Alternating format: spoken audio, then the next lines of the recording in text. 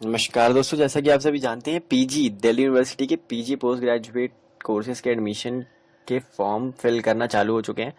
तो आज हम इस वीडियो में देखेंगे कैसे आप अपने online PG post graduate Delhi university के फॉर्म फिल कर सकते हैं। तो आइए दोस्तों शुरू करते हैं। चैनल को जरूर सब्सक्राइब कीजिएगा। हम दिल्ली यूनिवर्सिटी से एडमिशन से रिलेटेड सभी तरह की अपडेट्स यहाँ पे आपको देंगे। दिल्ली यूनिवर्सिटी की वेबसाइट जैसे ही आप खोलेंगे, यहाँ पे टैब आ रहा है पीजी एडमिशन पोर्टल 2020 का, यहाँ पे आपको क्लिक करना होगा। जैसे ही आप यहाँ पे क्लिक करेंगे, आपके सामने ये वाला पेज ओपन हो जाएगा और यहाँ पे सबसे पहला आ रहा है इंपॉर्टेंट इन्फॉर्मेशन, सेकंड एलिजिबिलिटी का इंपॉर्टेंट डेट्स वगैरह आप चेक कर सकते हैं, क्या लास्ट डेट वगैरह है। एलिजिबिलिटी चेक कर लीजिएगा। जैसे फॉर एग्जांपल आपको किसी भी पीजी कोर्स में एडमिशन लेना है, जैसे एमए हिंदी मैंने यहाँ पे किया, तो उसकी एलिजिबिलिटी क्राइटेरिया आपको यहाँ पे नीचे दिखा दिया जाएगा कि क्या एलिजिबिलिटी है। अगर एंट्रेंस के थ्रू लेना चाहते हैं तो क्या एलिजिबिलिटी है, और मेरिट के थ्रू लेना चाहते हैं तो क्या एलिजिबिलिटी है। भले ही आप एंट्रेंस के थ्रू एडमिशन लीजिए या मेरिट कैटेगरी से, फॉर्म एक ही फिल करना होगा आपको, अलग अलग फॉर्म नहीं फिल करना होगा। तो इम्पॉर्टेंट इन्फॉर्मेशन में आने के बाद एक गाइडलाइंस वगैरह है कि आपको इतना साइज होना चाहिए डॉक्यूमेंट्स का, सेल्फ अटेस्टेड डॉक्यूमेंट अपलोड करने हैं। एंड देन यहाँ पे राइट में रजिस्ट्रेशन और लॉगिन का टैब आ रहा है। तो क्योंकि आप न्यू यूज़र होंगे तो आपको न्यू यूज़र रजिस्ट्रेशन वाले टैब पे क्लिक करना है।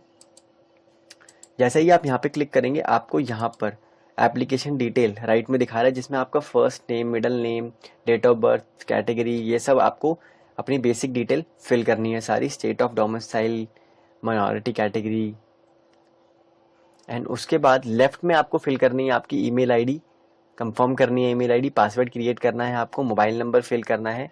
एंड देन यहाँ पे यस करके यस रजिस्टर पे क्लिक कर देना है। जैसे ही आप रजिस्टर पे क्लिक करेंगे, उसके बाद होगा क्या कि आपके ईमेल आईडी पर और मोबाइल पर एक ओटीपी जाएगा। वो ओटीपी आपको यहाँ पे डाल के अपने आप को कर लेना है रजिस्टर। जैसे ही आप रजिस्टर पे क्लिक कर देंगे, यहाँ पे वो बोलेगा कि आपकी ईमेल आईडी, मोबाइल नंबर पे ओटीपी भेज दिया गया है। तो आप अपनी ईमेल आईडी पे ओटीपी चेक करके यहाँ पे ओटीपी डाल दीजिएगा। जैसे ही आप ओटीपी डाल देंगे, आप इस वेबसाइट के लिए रजिस्टर हो जाएंगे लॉगिन करने के लिए।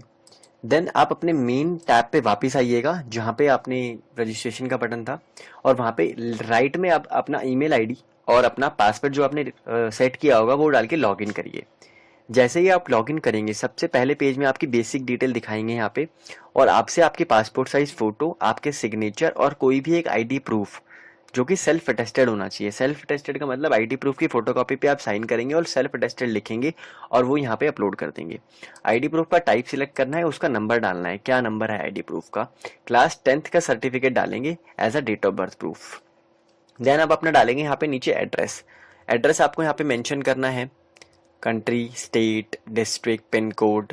एंड यहाँ पे पूछ रहा है डू यू हैव पासपोर्ट, तो आप यहाँ पे सिलेक्ट कर लीजिएगा।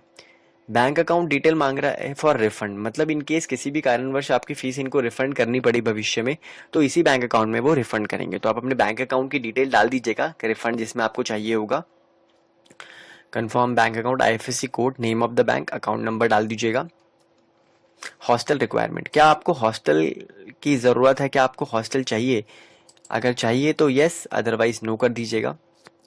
एंड देन वहाँ पे अपलोड पे क्लिक आपको करना होगा।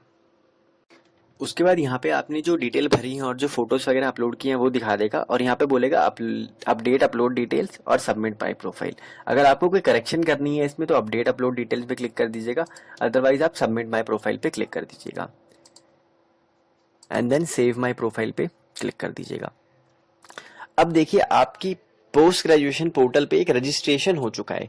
अब इस रजिस्ट्रेशन के बाद जितने भी पोस्ट ग्रेजुएट कोर्स में आपको अप्लाई करना है, भले ही वो एमए हो, एमकॉम हो, एमफिल हो, पीएचडी हो, एलएलबी हो, उन फॉर्म के फॉर्म्स आपको सेपरेटली सेपरेटली फिल करने होंगे। और यहाँ पे टैब भी आ रहा है, सबमिट, आपने कितने कोर्सेज के फॉर्म कर दिए and all. Right, apply, apply पे आपको क्लिक करना होगा।